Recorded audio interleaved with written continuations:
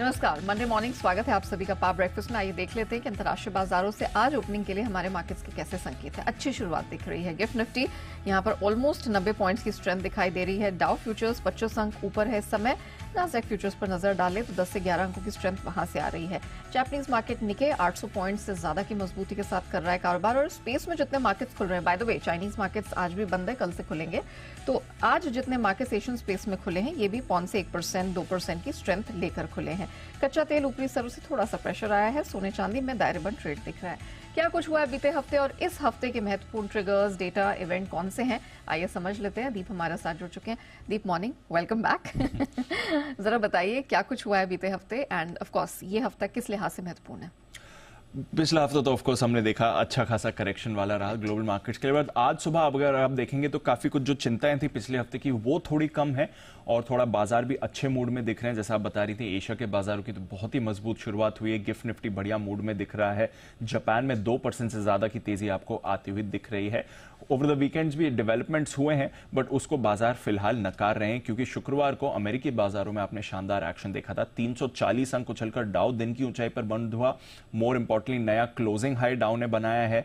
IT में तगड़ी खरीदारी थी। नास्डैक आपका 1.25% ऊपर था और रसल 2000 में 1.5% की तेजी रही। तो चौतरफा खरीदारी या एक चौतरफा रिबाउंड आप कह सकती हैं फ्राइडे के सेशन में अमेरिकी बाजारों में दिखा था और इसकी वजह से लगातार चौथी साप्ताहिक बढ़त भी हो गई है। हल्की बढ़त ही थी, ऑलमोस्ट फ्लैट ही बंद हुए हैं। 0.1 से 0.2% ऊपर ही अमेरिकी बाजार है पिछले हफ्ते on a weekly basis. But Friday के रिबाउंड की वजह से एटलीस्ट लगातार चौथी पॉजिटिव वीकली क्लोजिंग आपको आती हुई दिखी और इसका सिर्फ एक ही फैक्टर था जिसने इतनी बड़ी तेजी की मूव आई है शुक्रवार को और वो है दमदार जॉब्स डेटा। सितंबर के महीने में शानदार तरीके से नई जॉब्स जोड़ी गई हैं। 2.5 लाख नई जॉब्स जोड़ी गई हैं। अनुमान 1.5 लाख का था, यानी कि अनुमान से 1 लाख ज्यादा नई जॉब्स आपको जुड़ती हुई दिखी हैं। बेरोजगारी 4.2% से गिरकर 4.1% पर आई है।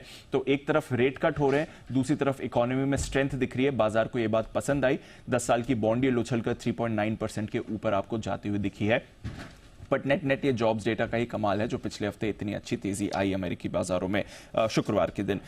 इसके अलावा अगर आप देखेंगे तो डॉलर इंडेक्स पर एक उछाल आया है इस डेटा के बाद। 102 के पार है, 1.5 महीने की ऊंचाई पर है। कच्चा तेल आज सुबह 6 दिनों की तेजी के बाद थोड़ा सुस्त दिख रहा है। $78 के नीचे इस समय आपको ट्रेड करते हुए दिखेगा, पर पिछले हफ्ते 8.5% का बड़ा उछाल आया था। सोना और चांदी सपाट है। ऑफकोर्स इस हफ्ते भी मिडल ईस्ट तनाव पर नजर रहेगी। आज जो हमास का हमला हुआ था इसराइल में, उसका 1 साल पूरा हो गया है। इजराइल ईरान, इजराइल लेबनान की टेंशंस अभी भी एलिवेटेड लेवल्स पर हैं। हालांकि खबरें आ रही हैं कि बाइडेन साहब इजराइल को डिस्करेज कर रहे हैं कि वो ईरान के ऑयल सप्लाईज या ऑयल स्टोरेज फैसिलिटीज को अटैक करें।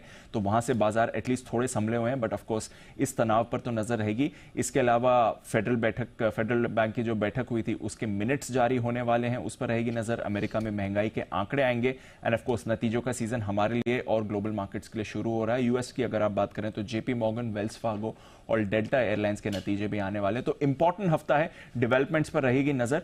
बट नेट फ्राइडे से अब तक अगर आप देखें तो कुछ ज्यादा बड़ी खराब नेगेटिव खबरें नहीं आई हैं और बाजार भी अच्छे मूड में दिख रहे हैं एटलीस्ट शुरुआत के लिए। Which is actually a positive. Thank you Deepu, पूरी डिटेल दर्शकों के सामने रखने के लिए।